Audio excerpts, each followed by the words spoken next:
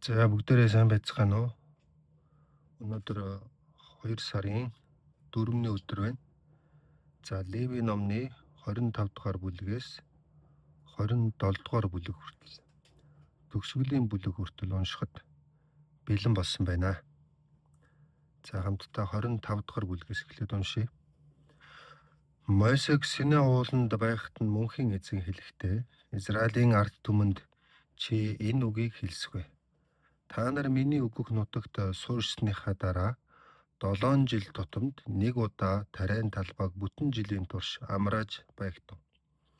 6 жил газар шороонд үр суулган, 6 жил усан үзмийн бот ургуулж, жимсийг нь хураан авсныхаа дараа 7 дахь жилийнхээ нүрийг үзэхэд нь талбайг амрааж, тэр жилийг мөнхийн эзэн надад зориулсанд тооцож байгтав. Тэр жилд үр суулган усан үзмийн мод засч үл болно.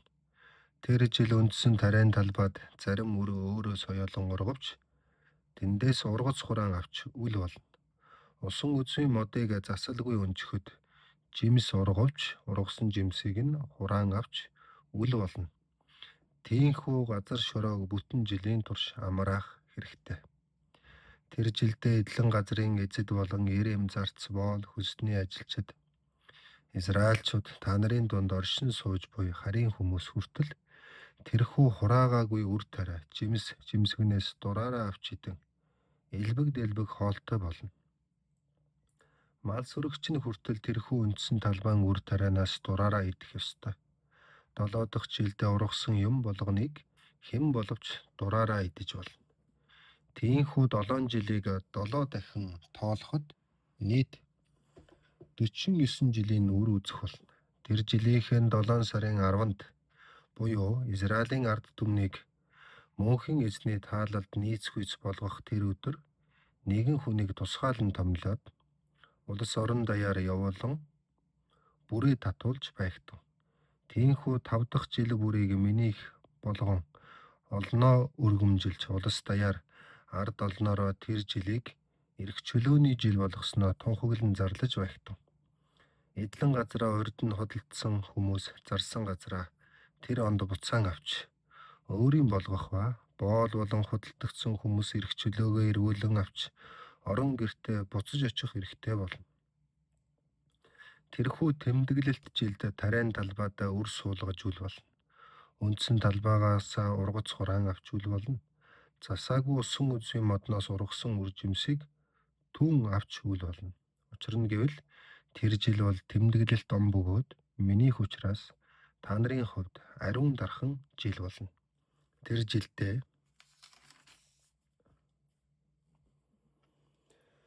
хэн боловч хураалгүй орхисон үр тариа жимсгнээс дураараа аван идэж болно. Урд нь эдлэн газраа бусдад зарсан хүмүүс тэрхүү эрх чөлөөний онд түүнийг буцааж авах хэрэгтэй. Тиймээс бусдад газраа худалдах юм уу бусдаас газар худалдан авах бол бие биенээ шулан мүлжиж үл болно. Хоорондоо газрын намаа хийхдээ дараагийн эрх чөлөөний он хүртэл тэнд хэдэн жил тариа тарж болохыг нь тооцоолон үзээд түүнийхээ дагуу газрын үнийг тогтоож байгтав. Эрх чөлөөний он хүртэл олон жилийн цай байгаа бөгөөд газрын үн өндөр байх бөгөөд цөөхөн жил байгаа бол газрын үн бага байх ёстой. Учир нь гэвэл тэр үед та нар өөр хоорондоо жинхэнэ газрыг биш харин тэнд тариа тарих хугацааг худалдаж байна гэсэн үг юм. Тиймээс бие биенээ бүү шулан мүлжигдв. Харин өөрсдийн өргөмжлөн хүндэлдэг ертөнцийн эзнээс эмээж явагдав. Учир нь гэвэл мөнхийн эзэн ертөнцийн эзэн чинь би билээ. Тийхүү миний шийдсэн бүхнийг мөрдөж, миний тогтоосон бүх хуулийг дагсан цагтаа та нар тэр нутагт айх аюулгүй, амар жимэр амьдарцгаах болно. Тэгвэл газар шороо, үр өгөөжөө, өгөөмөр ихээр хайрлан та нар идэж уухаар элбэг хангалуун байж айх аюулгүй амьдарцгаах болно. 7 дахь жилд зарим нь сандарч твдэн хэрвээ үр суулган ургац хураахгүй бол энэ жилдээ юу идэх вүлээ гэх хэрэггүй. Учир нь гэвэл та нарын төлөө би 6 дахь жилийн ургацыг өрөөж өгөхөд тэр жилдээ та нар ариун их ургац авч эх 2 жилдээ хангалттай хоол хүнс базаах болно. Тиймээс нэг жил өнжөөд 8 дахь жилдээ дахин үр тарж байхдаа 6 дахь жилийн ургацыг та нар эзсээр л байх юм. Тиймээс 8 дахь жилийн ургацыг хураан автлаа. Та нар 6 дахь жилд хураасан тарианаасаа идэж хоол хүнстэй хിവэр байх болно. Газар нутаг бол нэгэнт минийх учраас газрыг та нараа бие биедээ бүр мөсөн худалдах ёсгүй. Та нар зөвхөн миний оч гэсэн газарт очиод тэндээ суурш бусдын нутагт байгаа хүн мэд сууж байгтав. Тиймээс газар нутгийг дараа нь хэн нэгэн хүн худалдан авсан ч анхны өвлөж авсан хүн нь түүнийгээ буцааж авах хэрэгтэй байх ёстой. Үндэс нэгтэн Израиль хүн чинь үгээрэн хоосорч эдлэн газраа зархаас өөр аргагүй болвол түүний ойр садангийн хүн хожим нь худалдсан тэр газрыг нь эргүүлэн худалдаж авдаг байх ёстой. Харин тэр хүний садан төрлийнхэн дотроос газрыг буцаан авах хөрөнгөтэй хүн алгавал тэр хүн өөрөө эргүүлэн худалдаж авах чадвартай болсон хойноо авч болно.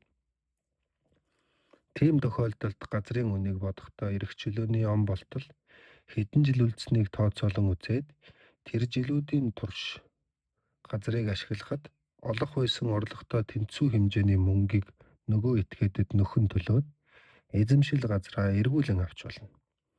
Эдлэн газраа буцааж авах мөнгөгүй хүний газар нь дараагийн эрх чөлөөний он хүртэл худалдаж авсан хүний гарт үлдэнэ. Харин эрх чөлөөний он болоход газрыг хуучин эзэнд нь үнэгүй зүгээр буцаан өгч чөлөөлөх ёстой.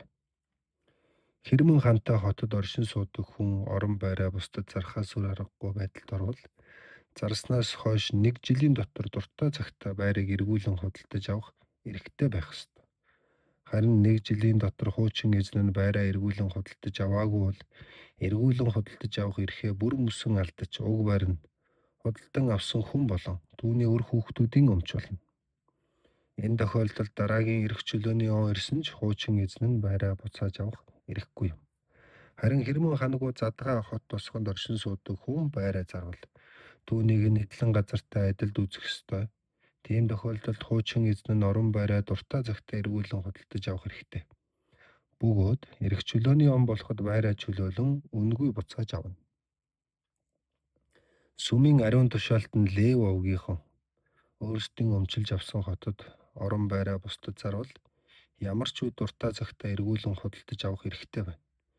Тийм хотод орон байраа зарсан Лев овгийнхан нь байраа эргүүлэн худалдаж авч чадаагүй бол дараагийн эрх чөлөөний он болоход хуучин байраа үн төлбөргүй буцаан авч чөлөөлнө. Яагад гэвэл Лев овгийнхны өмчилж авсан хотод буй орон байр нь үнэндээ тэдний үл хөдлөх өмч хөрөнгө юм. Тэр бол Израилийн ард түмний дундаас өмчилж авсан тэдний хөрөнгө нь мөн. Харин Лев овгийнхны өмчилж авсан хотын ойр орчим дах тариан талбай нь үеийн үед тэдний өмчилж авсан хөрөнгө учраас тэр орчмын газрыг хэндэж худалдаж үйл болно. Хэрвээ үндэс угсаа нэгт Израиль хүн чинь үгээрэн хоосроод өөрийгөө тэтгэж чадахгүй болсон бол та нар түүнд туслах ёстой. Тийм хүнд та нар өөрсдийн дунд оршин сууж буй харийн хүн туслахын адилаар тусалж байгт. Тийм хүнд зээл өгвөл хүү шаардаж үл болно. Өөрсдийн өргөмжлөн дээдэлдэг ертөнцийн эзнээс имэж явагт. Тэгвэл тийм хүн та нарын хажууд амьдарч чадна. Тийм хүнд мөнгө зээлдүүлээд хүү шаардаж болохгүй адилаар ашиг олох зорилгоор түүнд идэх юм худалдаж үл болно. Хинаан орны газар нутгийг та нар өмч болгон өгч тэнд сууршуулад өргөмжлөн дээдэлдэг ертөнцийн эзэн чинь хэн болохыг ойлгуулахын тулд мөнхийн эзэн ертөнцийн эзэн чинь би та нарыг Египт нутгаас чөлөөлөн гаргасан билээ. Хэрвээ үндэс угсаа нэгт Израиль хүн чинь үгээрэн хоосорч өртөө болоод өөрийгөө та нарт худалдан боол болговол харин үндэстний боолтой адилаар түүнийг хатуу ширүүн ажилуулж үл болно. Харин түүнийг хүлсний зарц юм уу төрөс сууж буй харин үндэстний адилаар үзэж байгт. Тэр хүнийг дараагийн эрх чөлөөний он хүртэл ажилуулж болно. Эрх чөлөөний он ирэхэд тэр хүн эхнэр хүүхдүүдийнхээ хамт танаа гэрийг орхин орон гэртээ эцэг өвгдийнхөө өгсөн эдлэн газар илгэн садан руугаа саадгүй буцах ёстой. Учир нь гэвэл үнэндээ Израилийн бүх ард түмэн миний өмч болсон зарцнаар маань билээ. Би тэднийг Египт нутгаас чөлөөлөн гаргаж авсан учраас дахин тэднийг хинч боол болгон худалдаж үл болно. Тиймээс Израиль хүнийг дарлан дарангуулж хатуу ширүүн хандаж үл болно.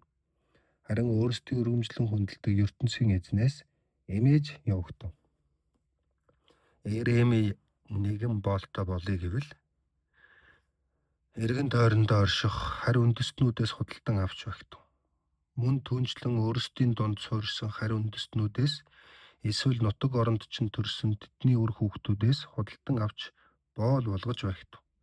Тэд харин та нарын өмч хөрөнгө болж болно. Тиймээс хариун боолчуудыг өвлөмжилсөн өмч хөрөнгө мэтээр үзэж үр хүүхдүүддээ гэрээслэн үлдээгээд уян үед болчилж болно. Харин ахан дүүс Израильчуудаа өмчлөн эзэмшиж хатуу ширүүн дарлаж үл болно. Хэрвээ та нарын дунд нутагшсан харийн хүн хөрөнгөчж харин ахан дүүсийг чинь нэг болох Израиль нөхөр чинь үгээрэн хосорч өөрийгөө түүнд юм түүний төрөл саданд боол болгон хөдөлтөл. Ах дүүндрийнх нь нэг нь түүнийг эргүүлэн худалдан аваад чөлөөлөх ёстой. Түүний ойр төрлийн хүн болох аваг болон нагад зах эсвэл үеэл ах дүүнээс хэн нэг нь тэр хүнийг эргүүлэн худалдаж аваад нэг нь тэр хүнийг эргүүлэн худалдаж аваад чөлөөлнө. Тэр хүний ойр төрлийн хамаатан садан хэн боловч түүнийг худалдан авч чөлөөлөх ёстой бөгөөд эсвэл тэр хүн өөрөө мөнгөсөн агаад эсвэл тэр хүн өөрөө мөнгөтэй болсон цагтаа эрх чөлөөгөө эргүүлэн худалдаж авч болно. Тийм боолыг эргүүлэн худалдаж авахдаа тэр хүн анх боол болсон цагаас хойш эрх чөлөөний он хүртэл хэдэн жил үлдсэнийг тооцоолон үзээд тэр хугацаанд хөлсний ажилчин төлөх ёстой мөнгийг тооцоолж улмаар яг тэр хэмжээний мөнгийг эзэнд нь төлж багтав. Хэрвээ эрх чөлөөний он хүртэл олон жил үлдсэн бол тэр хугацааны мөнгийг тооцоолон эзэнд нь өгөх ёстой. Энэ нь уг боолыг худалдан авах үн төлбөр болно. Харин эрх чөлөөний он хүртэл цөөхөн жил үлдсэн бол мөн тэр хугацаанд төлөх мөнгийг эзэнд нь төлнө. Ямар ч үд эрх чөлөөний он хүртэл тэр боол хэдэн жил эзэндээ ажиллах байсныг тооцоолон үзээд тэр хугацааны мөнгийг л төлж багтав. Тиймээс уг боолыг удаан хугацаагаар ажиллах хөлсний зарц мэтээр үзэж байх хэрэгтэй.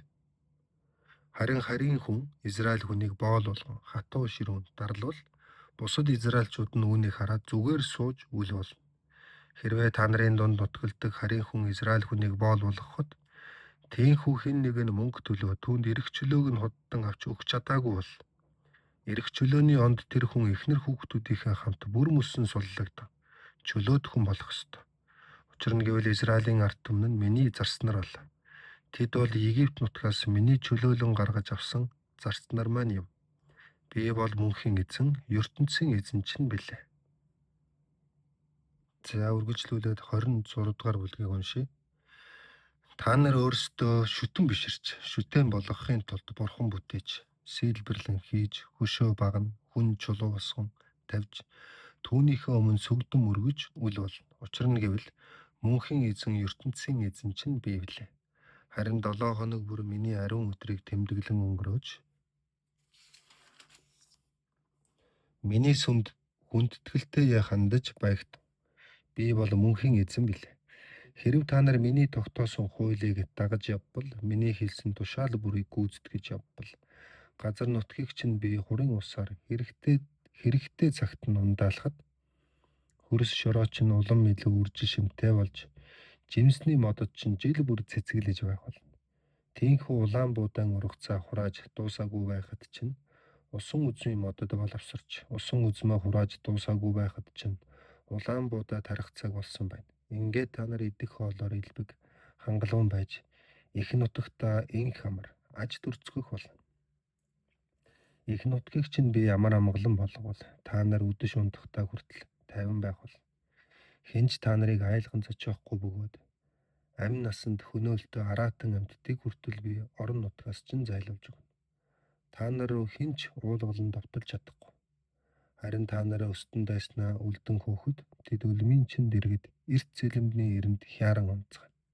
Та нарын дотроос 5 хүн чинь дайсны 100 зэргийг ялж, 100 хүн чинь 10,000 зэргийг ялж, өстөн дайснууд чинь өлмийн чинь дэргэд эрт цэлэмний эрэнд хяран онцгой бол. Би өөрөө та нарыг анхааран халамжилж, үр хүүхдээр өнөр өтгөн болгож, улмаараа тогтоож өгсөн гэрээгээ биелүүлж байх болно. Та нар багтааж ядсан ариун их ургац авч, хурааж нөөцлсөн гурил будаага дараагийн шинэ ургац ултал идэж хэрэглэн, шинэ ургацаа хадгалахын тулд хуучин их нөөцөө гаргаж хаяхаас өөр аргагүй байдалд орно. Би асар сүмийнхэн дотор та нарын дунд оршин байж хизээж та нараас жигсэн зэвүүцэж холдон орхихгүй. Тиймээс би та нарын дунд байж та нарын өргөмжлөн хүндэлдэг ертөнцийн эзэн болж та нар өөрсдөө миний хүмүүс гэгдэх болно. Та нарыг Египтийн боол байлгахгүй тулд тэр нутгаас чөлөөлөн гаргаж авсан мөнхийн эзэн ертөнцийн эзэн чинь би билээ. Хүзүүндэх дөнгөх чинь би хуг цохиж хаяад нуруугаар ихцлэн цэг шулуун алхах эрх чөлөөг би та нарт өгсөн билээ. Харин та нар миний хэлсэн үгийг үл ойшон, миний тушаасан бүхнийг үл даган, миний тогтоосон хуулийг басамжлан, миний шийдсэн бүхэнд дургуйцсан. Тиймээс миний тушаасан бүхнийг үл гүйцэлдүүлэн, миний тогтоосон гэрээг зөрчвөл дараах шийтгэлийг би та нарт оноох болно. Би та нарт гинтийн аюул хийлгэнэ. Би махбодыг чинь эцээж туйлдуулан нүд ширгээсэн өвчин тусган амь насыг чинь авах болно. Үүнээс гадна та нар үр таривч ургац гуран авч чадахгүй. Өстөн дайсан чинь гинт уулгалан орж ирээд тариа будааг чинь цөлмөн идэж барна. Би та нарын эсрэг босох учраас өстөн дайсандаа та нар үргэлж ялагдах болно. Та нарыг үзэн яддаг харин улс үндэстэн чинь эзэмдэн захирч, үүнээс болоод та нар өвтөл айндагжиж, хинч үлдэн хөөгөөгүй байхад хүртэл нэг нутгаас нөгөө нутаг дамждаг болно. Үүний дараа ч гэсэн та нар миний үгийг үл ойшоовол зориудын тэр гмийн чин төлөө би түүнээс 7 дор шийтгэл ононо. Омог вардун занг чинь би нугдаран, дээрх тэнгэрийг чинь төмөр мэдгүй лийлгэн хур бороог зогсоож, доорх газрыг гуйл мэд хатан гангачгаар хагсаана. Та нараа тариан талбайгаа үргэлж тордог, өгтөл зүтгэж үрдэнгүй өнгөрнө. Хөрс шороо чинь өргөөжгүй хатж, жимсний мод чинь үр жимсгүй хувхаарна. Үүний дараа та нар мөн л миний үгийг үл ойшон, миний замаас зөрж явбал зориудын тэр гмийн чин төлөө би та нарт түүнээс 7 дор шийтгэл оноо өөр гайхамшгуудыг хэлгэнэ. Амь насанд аюултай араатан амьтдыг би нутагч нь оруулахад тэд үр хүүхдүүдийг чинь хулгайлан мал сүргийг чинь сүйтгэн хүн амын чинь тоог цөөрүүлнэ.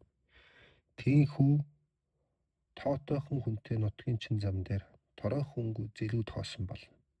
Ийхүү шийтгсний минь дараа та нар миний зүг үл хандан миний замаас зөрж явбал би та нарын эсрэг хөдөлж зориудын тэр гмийн чин төлөө 7 дор шийтгэл ононо.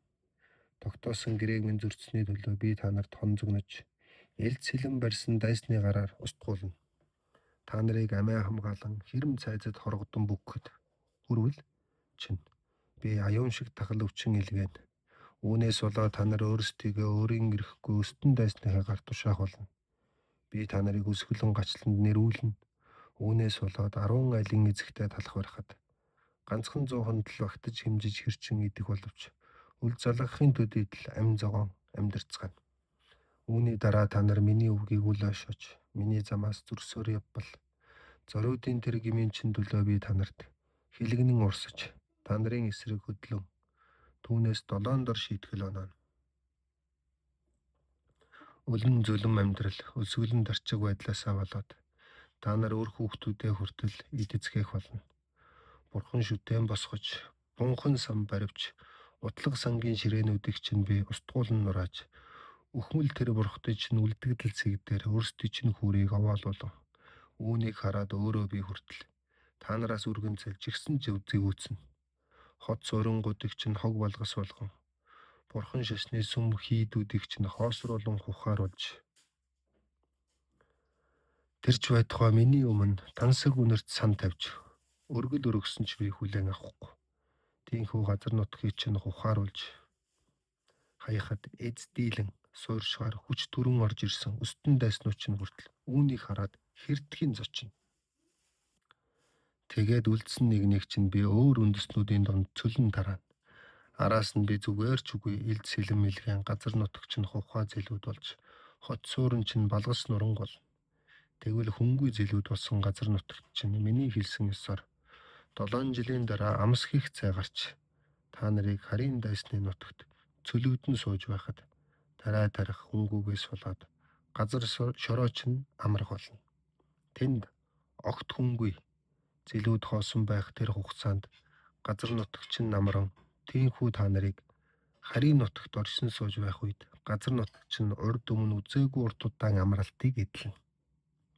Амьд үлдсэн нэг чинь Атаатны нутагт цөлөгдөн суухдаа ухаан зүггүй дагжиж модны хатсан навч салхинд сэржгэнэхэд хүртэл үгтлээ айн цогтож араас нь нэлд барьсан дайсан элдэн хөөхмөд өнгөлцгөө агартал дайжин хинч мөрдөн хөөгөөгүй байхад хүртэл унаж тусан гүөх бол араас нь хинч мөсгөөгүй байхад тэд элд барьсан дайснаас цухтах мэд гүйцгийж бие биенийхээ дээрээс бүдрэн ойжцгоо. Тийхүү та нар өстөн дайсныхаа өөдөөс эсэргүүцэх хүч тэнхээгүй бол зарим нь харийн нутагт ясаа тавьцгааж тийхүү өстөн дайсны чинь нутаг та нарыг цөлмөн залгих бол. Амьд үлдсэн нэг чинь Натаа дайсныхаа нутагт амин зууж байхдаа аяндаа үгүй болцгоо. Нэгэнт тэд миний өмнө асар их гэм хийж тэдний эцэг өвгдөж бас миний өмнө асар их гэмтэй байсан учраас өвгд эцгийнхэн адилаар тэд аажмаар мөхөн сүнцгөө. Харин тэд миний өмнө гэм буруутай болохоо ойлгоод эцэг өвгдийнхөө гэм бурууг бас ухаан ухамсарлаж басгүй тэд намайг зориуд эсэргүүцсэн учраас би бас тэднийг зориуд эсэргүүцсэн өстөн дайсных нь нутагт цөлснийг ухамсарлаа. Зүрх зүрхээ номхотгож хийсэн бүх гэмээ хариуцах сэтгэлтэй болвол би урд нь тэдний өвг Яаковта тогтоосон гэрээ, Исаакта тогтоосон гэрээ, Авраамта тогтоосон гэрээгээ эргэн санаа. Тийхүү буй орхигдсон зилүүд нутгийг шинж дахин харж хандах болно. Харин тэд юуны өмнө эхлээд өөрсдийнхөө нутгийг орхин зайлах ёстой. Тэгвэл эзгүй болсон тэр нутгийн газар шороо амс хийх болно. Тэд миний шийдсэн бүхнийг басамжлан миний тогтоосон хуулинд дургуутсаж байсан асар их гэмээ ухамсарлаж хийсэн бүх гэмээ хариуцах сэтгэлтэй болвол би тэднийг харийн нутагт цөлөгдсөн байсан ч басамжлан үзэхгүй. Басгүй тэднийг тэгтлээ их чигсэн зэвүүцэж орон мөргөө устган тогтоосон гэрээгээ хүчингүй болгохыг би хүсэхгүй. Учир нь гэвэл би мөнхийн эзэн, тэдний өргөмжлөн дээдэлдэг ертөнцийн эзэн билээ.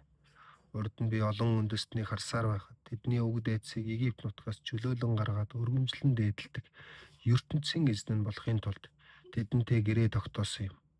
Тэр үед тогтоож өгсөн гэрээгээ би тэдний төлөө эргэн санах бол би бол мөнхийн эзэн болоё. Мойсег Синай ууланд байхад нь Израилийн ард түмэнд мөнхийн эзний тогтоож өгсөн хууль, дүрм, тушаал загварууд гэвэл энэ болоо. Леви номны төгсгөлийн бүлэг 27 дугаар бүлгийг уншъя. Мөнхийн эзэн Мойсед хэлсэн нь Израилийн ард түмэнд чи энэ үгийг хэлсгүй. Хүн сайн дураар өөрийгөө юм уу эсвэл үр хүүхдээ минийх болгоно гэсэн ам мөчөг өгсөн бол өгсөн ам мөчөгт нь тодорхой үнэлгээ өгч түүнийг нь тооцоолон бодож төлбөр төлүүлээд надад өгсөн ам мөчгөөс нь чөлөөлж болно.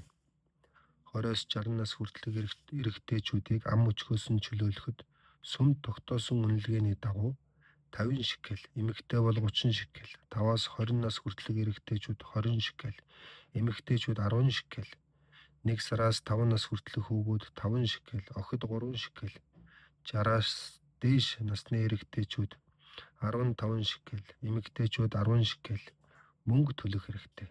Хэрвээ мөнгө төлөх хүн ядуу учраас тогтоосон үнэлгээний дагуу төлж дийлэхгүй бол өөрийнх нь өмнөөс мөнгө төлөх хүнийг сүмийн ариун тушаалтанд авчирч өгөхөд уг хүний хөрөнгө чинээний байдлыг харгалзан үзээд сүмийн ариун тушаалтан нь үнэлгээг тогтооно. Хэрвээ ямар нэгэн хүний сайн дураараа мөнхийн эзэнд өргөхөөр амласан зүйл нь мал байгаа бол тэрхүү ам мөчөг ёсоор малыг нь минийх болсон тооцож уг үргэлийг ариун зүйл гэж үзнэ. Тиймээс тэр зүйлийг юугаар ч орлуулж үл болно. Сайн малыг муу малаар, муу малыг сайн малаар сольж үл болно. Хэрвээ анх амласан зүйлийг нь сольвол анхны амласан зүйл болон сольсон зүйлийг хоёуланг нь минийх болсон тооцсон ариун зүйл гэж үзэх хэрэгтэй. Харин хүн сайн дураар мөнхийн эзэнд өргөл өргөхөөр цээртэй малыг амласан бол уг малыг сүмийн ариун тушаалтанд авчран үзүүлж байгтав. Сүмийн ариун тушаалтан нь уг малыг үзээд сайн мууг нь үнэлнэ. Тэрхүү үнэлгээг дараа нь хэн ч өөрчилж үл болно. Хэрвээ эзэн нь уг малыг өгсөн амлалтаас чөлөөлөе гэвэл өгсөн үнэлгээтэй тэмцэх хүнийг 100% төлөөд дээр нь 20%-ийг сүмд төлж байж малаа буцаан авч болно. Хэрвээ хүн орон байраа сайн дураараа мөнхийн эзэнд өргөхөөр амласан бол Сүмийн ариун тушаалтан уг байрны сайн мог үнэлж, үүний дараа хэн ч тэрхүү үнэлгээг өөрчилж болно. Харин уг байраа амлалтаас чөлөөлөе гэвэл байрны үн дээр бас хүү 20% тэнцэх мөнгийг сүмд төлөөд байраа буцаан авч болно. Хэрвээ хүн өв залгамжлан авсан эдлэн газараасаа сайн дураар мөнхийн эзэн дөрөгхөөр амласан бол уг газрыг үнэлэхдээ тариа дарахад хэр зэрэг үржилсэнтэй эсхийг нь тооцоолон үзнэ. Тийхүү улаан буудаа болон арваа тарихад хэр зэрэг урга завхыг тооцоолон үзэхдээ нэг хүмээр дутмыг 50 шекелээр үнэлнэ. Хэрвээ тэр хүн эрх чөлөөний оноос эхлэн тийм ам мөчиг өгсөн бол тогтоосон үнийг бүтнээр нь төлнө. Харин түүнээс хойш ам мөчиг өгсөн бол дараагийн эрх чөлөөний он гартал хэдэн жил үлдснээс нь хамаарч сүмийн ариун тушаалтанд тооцоо хийхдээ газрын үнийг багасгана. Тийхүү эдлэн газраа өргөхөөр амласан хүн нь уг ам мөчгөөсөө чөлөөлөгдөе гэвэл газрын нийт үн өртөгдөр бас хүү түүний 20% тэнцэх мөнгийг сүмд төлөөд газрыг өөртөө эргүүлэн авч болно. Харин хүн газрыг чөлөөлж аваагүй юм уу? Эсвэл өөр хүнд худалдсан бол эргүүлэн авах эрхээ бүр мөсөн алдна. Тэгээд дараагийн эрх чөлөөний он болоход тэр газрыг мөнхийн эзнийх болсон тооцож түүнийг өргөлд өргөсөн газартай адилд үзснээр сүмийн ариун тушаалтнууд түүнийг нь эзэмших хэрэгтэй болно. Харин хүн өв залгамжилж аваагүй бөгөөд өөр хүнээс худалдаж авсан газраа сайн дураар мөнхийн эзэнд өргөхөөр амлавал сүмийн ариун тушаалтан нь газрыг үнэлэхдээ дараагийн эрх чөлөөний он хүртэл хэдэн жил үлдсэнийг нь тооцоолно. Тэгээд эзэн нь үнэлгээ тогтоосон яг тэр өдөртөө мөнгийг төлөх хэрэгтэй. Тэр мөнгө нь мөнхийн эзэнд өгсөн ариун зүйлд тооцогдно. Улмаараа дараагийн эрх чөлөөний он гарахад газрыг анх худалдсан эзэн нь юм уу түүнийг өв залгамжлан авсан хүмүүст буцааж өгнө. Ямар ч юмыг үнэлэхдээ сүмд хэрэгэлдэг үнэлгээ болон хэмжүүрийг хэрэглэж байна. Үүний дагуу 1 шекел нь 20 герахта тэнцэнэ. Мал бүрийн анхны төлөв нэгэнт мөнхийн эзнийг учраас анхны төлийг мөнхийн эзэнд өргөхөөр амлаж үл болно. Анхны төлөв болох тугал, хураг, ишиг бүгд мөнхийн эзнийх болно. Хэрвээ хүн цээртэй малын анхны төлийг надад сайн дураар өргөхөөр амласан бол сүмийн ариун тушаалтан уг малын үнийг тогтоосны дараа бүтэн үн дээр нь 20% тэнцэх мөнгийг сүмд нэмж төлөөд малыг буцаан авч болно. Хэрв малыг эзэн нь буцааж аваагүй бол сүмийн ариун тушаалтан нь уг малыг тогтоосон үнээр нь бусдад зарж болно. Гэхдээ нэгэнд мөнхийн эзэнд өргөсөн хүм, мал, амьтан болон эдлэн газрыг хинж мөнгө төлөн буцааж авах эрхгүй. Мөн бусдад худалдаж үл болно. Нэгэнд мөнхийн эзэнд өргөсөн бүх юм зөвхөн түүнийх болсноор онцгой ариунд тооцогдно. Нэгэнд надад өргөсөн хүний амь насыг хэн ч мөнгө төлөн чөлөөлж үл болно. Тэр хүний амийг заавал хороож багт. Тарайн талбай болон жимсний модноос хурааж авсан бүх ургацын 10% нь мөнхийн эзнийх юм. Энэ нь мөнхийн эзний онцгой ариун зүйл болно. Ургацынхаа 10%-ийг зармийг нь надаас буцааж авах гэсэн хүн тэр хэсгийнхээ үн дээр 20% тэнцэх мөнгийг сүмд нэмж төлөөд чөлөөлж болно. Малын тоо толгойг харгахад 10 мал дутмаас нэг нь мөнхийн эзнийх болно. Малын сайн мог эзэн нь өөрөө шинжин өөр малаар сольж үл болно. Хэрвээ эзэн нь малаа солихоор шийдвэл сольсон болон солигдсон мал нь хоёул минийх болсон тооцогдно. Нэгэнт минийх болсон малыг буцааж мөнгөөр худалдан авч үл болно гэв. Мосег Синай ууланд байхад түүгээр дамжуулан Израилийн ард түмэнд тушааж хэлсэн мөнхийн эзний бүх тушаал гэвэл энэ болоо.